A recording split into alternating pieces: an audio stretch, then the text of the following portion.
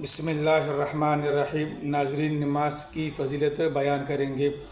حضرت جابر رضی اللہ عنہ نبی اکرم صلی اللہ علیہ وسلم کا ارشاد نقل فرماتے ہیں کہ پانچوں نمازوں کی مثال ایسی ہے کہ کسی کے دروازے پر ایک نہر ہو جس کا پانی جاری ہو اور بہت گہرا ہو، اس میں روزانہ 5 دفعہ غسل کرے۔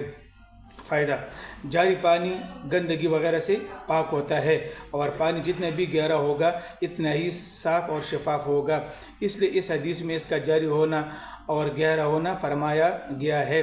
اور جتنے صاف پانی سے آدمی غسل کرے گا اتنی ہی صفائی بدن پر آئے گی۔ اسی طرح نمازوں کی وجہ سے اگر آداب کی رعایت رکھتے ہوئے پڑھی جائے تو گناہوں سے صفائی حاصل ہوتی ہے، جس قسم کا مضمون ان 2 حدیثوں میں ارشاد ہوا ہے۔ اس قسم کا مضمون کئی حدیثوں میں مختلف صحابہ رضی اللہ عنہم سے مختلف الفاظ میں نقل کیا گیا ہے۔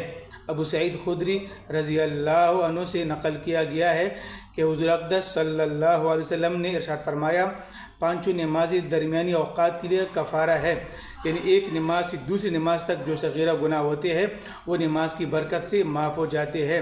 اس کے بعد حضور صلی اللہ علیہ وسلم نے ارشاد فرمایا، مثلاً ایک شخص کا کوئی کارخانہ ہے جس میں وہ کچھ کاروبار کرتا ہے، جس کی وجہ سے اس کے بدن پر کچھ گرد و غبار میل کوچل لگ جاتا ہے اور اس کے کارخانے اور مکان کے درمیان میں 5 نہریں پڑتی ہے۔ جب وہ کارخانے سے گھر جاتا ہے تو ہر نہر پر غسل کرتا ہے۔ اسی طرح سے پانچوں نمازوں کا حال ہے کہ جب کبھی درمیانی اوقات میں کچھ خطا اور لغزش وغیرہ ہو جاتی ہے تو نمازوں میں دعا استغفار کرنے سے اللہ جل شانہ بالکل اس کو معاف فرما دیتے ہیں۔ نبی اکرم صلی اللہ علیہ وسلم کا مقصود اس قسم کی مثالوں سے اس امر کا سمجھا دینا ہے کہ اللہ جل شانہ نے نماز کو گناہوں کی معافی میں بہت قوی تاثیر عطا فرمائی ہے، اور چونکہ مثال سے بات ذرا اچھی طرح سمجھ میں آ جاتی ہے، اس لیے مختلف مثالوں سے حضور صلی اللہ علیہ وسلم نے اس مضمون کو واضح فرما دیا ہے۔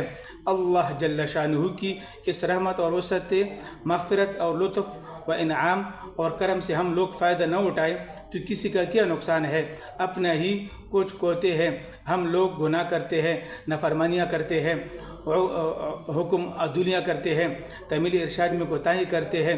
اس کا مقتضا یہ تھا کہ قادر عادل بادشاہ کی یہاں ضرور سزا ہوتی ہے اور اپنے کیے کو بھگتے، مگر اللہ کے کرم پر قربان کہ جس نے اپنی نافرمانیاں اور حکم عدولیہ کرنے کی تلافی کا طریقہ بھی بتا دیا۔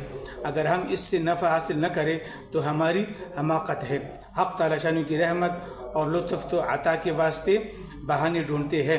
ایک حدیث میں ارشاد ہے کہ جو شخص سوتے ہوئے یہ ارادہ کرے کہ تہجد پڑھوں گا اور پھر آنکھ نہ کھولے تو اس کا ثواب اس کو ملے گا اور سونا مفت میں رہا۔ کیا ٹھکانہ ہے اللہ کی دین اور عطا کا، اور جو کریم اس طرح عطائیں کرتا ہو اس سے نہ لینا کتنی سخت محرومی اور کتنا زبردست نقصان ہے۔ اللہ حافظ۔